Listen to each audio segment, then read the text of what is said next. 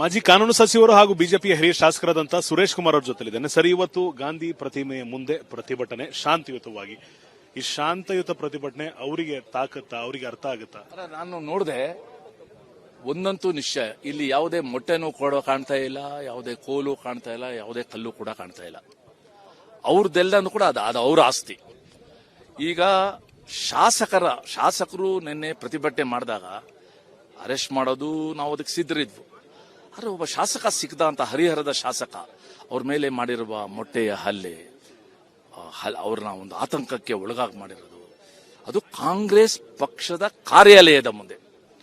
ಕಾಂಗ್ರೆಸ್ ಪಕ್ಷ ಯಾವುದು? ರಾಜ್ಯದಲ್ಲಿ ಆಡಳಿತ ನಡೆಸಿರುವ ಒಂದು ಪಕ್ಷ.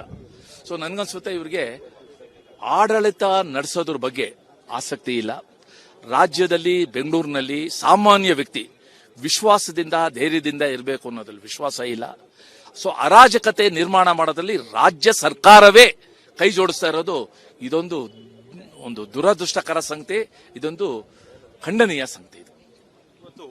ನಿನ್ನೆ ಶಾಸಕರ ಮೇಲೆ ಮೊಟ್ಟೆ ದಾಳಿ ಆಯಿತು. ಅದಾದ ನಂತರ ನೀವು ಕೂಡ ಕಮಿಷನರ್ ಆಫೀಸ್ಗೆ ಎಲ್ಲರೂ ಹೋಗಿ ದೂರು ಕೊಟ್ಟು ಬಂದಿದ್ದೀರಿ. ಆದ್ರೆ ಇವತ್ತು ಈ ಶಾಂತಿಯುತ ಪ್ರತಿಭಟನೆಯಿಂದ ಅವರಿಗೆ ಮನವರಿಕೆ ಆಗುತ್ತೆ ಅನ್ನೋ ನಂಬಿಕೆ ಇದೆಯಾ? ಇದೆಲ್ಲಾನು ಕೂಡ ಪ್ರಜಾಪ್ರಭುತ್ವದಲ್ಲಿ ಬೇರೆ ಬೇರೆ ಹಂತಗಳು. ನಾವಿಲ್ಲಿ ಧರಣಿ ಕೂತ್ಕೊಳ್ಳೋದು, ನಮ್ಮ ವಿಚಾರಗಳನ್ನ ತಿಳಿಸೋದು ರಾಜ್ಯ ಜನತೆಗೆ, ಮತ್ತೆ ಕಸ್ಟೋಡಿಯನ್ ಆಫ್ ದಿ ಸ್ಟೇಟ್ ಏನು ರಾಜ್ಯಪಾಲರಿದ್ದಾರೆ ಅವ್ರ ಹತ್ರ ಹೋಗಿ ಒಂದು ಮೆಮೊರಾಂಡಮ್ ಕೊಡೋದು, ನಿನ್ನೆ ಆದ ಘಟನೆಗಳನ್ನೆಲ್ಲ ವಿವರಿಸಿ ಇದು ಮತ್ತೆ ಮತ್ತೆ ಮತ್ತೆ ಮರುಕಳಿಸ್ತಾ ಇದೆ. ಶಾಸಕರ ಮನೆ ಮುಂದೆ ಬರ್ತಾರೆ, ಶಾಸಕರ ಮನೆ ಮುಂದೆ ಬಂದು ಪೋಸ್ಟರ್ ಹಚ್ತಾರೆ, ಶಾಸಕರ ಕಚೇರಿ ಮುಂದೆ ಹೋಗಿ ಗಲಾಟೆ ಮಾಡ್ತಾರೆ, ನಿನ್ನೆ ಶಾಸಕರೊಬ್ಬರ ಮೇಲೆ ಹಲ್ಲೆ ಮಾಡ್ತಾರೆ. ಇದು ನಿರಂತರ ಒಂದು ನಡೀತಾ ಇರೋ ಒಂದು ಪ್ರಕ್ರಿಯೆ ಆಗಿದೆ. ಅದ್ರ ಬಗ್ಗೆ ಇದೆಲ್ಲ ಪ್ರಜಾತಂತ್ರ ವ್ಯವಸ್ಥೆಯಲ್ಲಿ ಏನೇನು ನಮಗೆ ಮಾರ್ಗಗಳಿದೆ ಅದನ್ನೆಲ್ಲ ಅನುಸರಿಸಿ ನಮ್ಮ ಪ್ರತಿಭಟನೆ, ನಮ್ಮ ವಿಚಾರವನ್ನು ತಿಳಿಸುವ ಒಂದು ಪ್ರಯತ್ನ ನಾವು ಮಾಡ್ತೀವಿ. ಇದಕ್ಕೆಲ್ಲ ಮೂಲ ಸರ್ ನೀಟ್ ಎಕ್ಸಾಮ್. ಅಲ್ಲಿ 30 ಜನ ವಿದ್ಯಾರ್ಥಿಗಳು ಸಾವನ್ನಪ್ಪಿದ್ರು. ವಿಪಕ್ಷ ಅಂದ್ರೆ ಆಡಳಿತ ಪಕ್ಷ ಕೇಳ್ತಿರೋದು ಒಂದು ವಿಚಾರ. ಇವತ್ತವರೆಗೂ ಪ್ರಧಾನಿಗಳು ಮೌನವನ್ನು ವಹಿಸಿದ್ದಾರೆ, ಧರ್ಮೇಂದ್ರ ಪ್ರಧಾನ್ ಅವರು ಮೌನವನ್ನು ವಹಿಸಿದ್ದಾರೆ. ಉತ್ತರ ಕೊಡಬೇಕಾದ್ರೆ ಮೌನದಿಂದ ಇದ್ದಾರೆ. ಯಾಕೆ? ನನ್ಗನ್ಸುತ್ತೆ ಇವರು ಆ ಸೀಕ್ವೆನ್ಸ್ ನ ನೋಡಿಲ್ಲ ಇವರು. ಮತ್ತೆ ನಾವು ನಿದ್ದೆ ಮಾಡೋರಿಗೆ ಎಬ್ಬಿಸಬಹುದು, ನಿದ್ದೆ ಮಾಡೋಂಗೆ ಆಕ್ಟಿಂಗ್ ಮಾಡೋರ್ನ ಎಬ್ಸಕ್ಕಾಗಲ್ಲ. ಕಳೆದ ಮೇ 3ನೇ ತಾರೀಕು ನೀಟ್ ಎಕ್ಸಾಮ್ ಆಯಿತು. 4ನೇ ತಾರೀಕೆ ಇದು ಗೊತ್ತಾಯ್ತು ಸೋರುವಿಕೆ ಆಗಿದೆ ಅಂತ. ಯಾರಿಗೂ ಗೊತ್ತಿರಲ್ಲ, NTA ಮಾತ್ರ ಗೊತ್ತಾಗಿದ್ದು.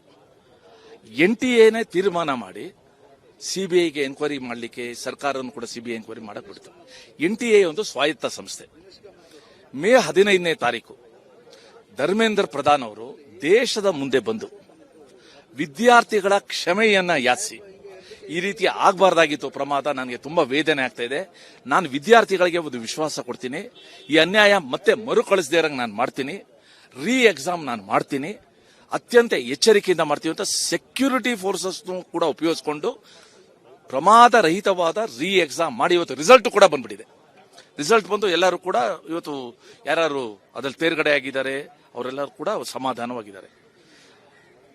ಅವ್ರು ಯಾರೋ ಕಾಕ್ರೋಚ್ ಪಾರ್ಟಿ ಆಫ್ ಇಂಡಿಯಾ ಅಂತ ಶುರು ಮಾಡಿ, ಆಮೇಲೆ ಕಾಕ್ರೋಚ್ ಜನತಾ ಪಾರ್ಟಿ ಅಂತ ಮಾಡಿ ಬಂದು ಇಲ್ಲಿ ಒಂದ್ ದಿವಸ ಧರಣಿ ಕೂತ್ಕೊಂಡು ಮೊನ್ನೆ ಮತ್ತೆ ಶುರು ಮಾಡಿ ಸೋನಂ ವಾಂಗ್ಚುಕ್ ಅನ್ನ ಕರ್ಕೊಂಡು ಈಗ ವಿದ್ಯಾರ್ಥಿಗಳು ಮಾಯ ಆಗೋಗ್ಬಿಟ್ರು. ಈಗ ಧರ್ಮೇಂದ್ರ ಪ್ರಧಾನ್ ರಾಜೀನಾಮೆ, ಮೋದಿಯವ್ರ ರಾಜೀನಾಮೆ, ಆರ್ಟಿಕಲ್ 370 ಮತ್ತೆ ತರಬೇಕು, ಉಮರ್ ಖಾಲಿದನ್ನ ಬಿಡುಗಡೆ ಮಾಡಬೇಕು, ಬಾಂಗ್ಲಾದೇಶ್ ಮಾಡ್ತೀವಿ, ನೇಪಾಳ್ ಮಾಡ್ತೀವಿ. ಇದಕ್ಕೆ ನೀಟ್ ಏನಾದ್ರು ಸಂಬಂಧ ಇದೆಯಾ? ಸೊ ನನ್ಗನ್ಸುತ್ತೆ ಇದು ಹಿಂದೆ CAA ವಿರುದ್ಧ ಹೋರಾಟ ಮಾಡಿದಾಗ್ಲೂ ಕೂಡ ಇದೇ ಅರಾಜಕ ಶಕ್ತಿಗಳು ಒಟ್ಟುಗೂಡಿದ್ವು. ರೈತರದು ಫಾರ್ಮ್ ಕಾನೂನುಗಳ ವಿರುದ್ಧ ಇದೇ ಅರಾಜಕ ಶಕ್ತಿ. ಇದು 3ನೇ ಹಂತ. ಸೊ ಜನಕ್ಕೂ ಕೂಡ ನಿಧಾನಕ್ಕೆ ಇವತ್ತು ಗೊತ್ತಾಗ ಶುರು ಆಗಿದೆ, ಇಲ್ಲಿ ವಿದ್ಯಾರ್ಥಿಗಳ ಹಿತಕ್ಕಿಂತ ತಮ್ಮ ಬೇಳೆ ಬೇಯಿಸ್ಕೊಳ್ಳೋದೇ ಇವ್ರಿಗೆಲ್ಲ ಮುಖ್ಯ. ಮತ್ತೆ ಬೇಸಿಕಲಿ ಗೊತ್ತಾಗುತ್ತೆ ರಾಹುಲ್ ಗಾಂಧಿ ಮತ್ತೆ ಕೇಜ್ರಿವಾಲ್ ಇಬ್ಬರ ನಡುವಿನ ಸ್ಪರ್ಧೆ ಯಾರು ನಾವು ಮೀಡಿಯಾ ಅಟೆನ್ಷನ್ ತಗೊಂತೀವಿ ಅದು ಇದಕ್ಕೆ ಈ ಅರಾಜಕತೆಗೆ ಕಾರಣ ಆಗ್ತದೆ. ಅರಾಜಕತೆ ಸೃಷ್ಟಿ ಮಾಡುವ ಕೆಲಸವನ್ನ ಕಾಂಗ್ರೆಸ್ ಪಕ್ಷ ರಾಜ್ಯದಲ್ಲೂ ಮಾಡ್ತಿದೆ, ದೇಶದ ಮಟ್ಟದಲ್ಲೂ ಮಾಡ್ತಿದೆ. ಅವರಿಗೆ ಕಾನೂನಾತ್ಮಕವಾದ ಸಂವಿಧಾನ ಮೂಲಕ ಎಚ್ಚರಿಕೆ ನೀಡುವಂತ ಕೆಲಸವನ್ನ ಮಾಡ್ತೇವೆ ಅಂತ ಸುರೇಶ್ ಕುಮಾರ್ ಅವರು ತಿಳಿಸಿದ್ದಾರೆ. ಕ್ಯಾಮರಾ ಪರ್ಸನ್ ಮಂಜುನಾಥ್ ಜೊತೆ ಅಭಿಷೇಕ್ BV ರಿಪಬ್ಲಿಕ್ ಕನ್ನಡ, ಬೆಂಗಳೂರು.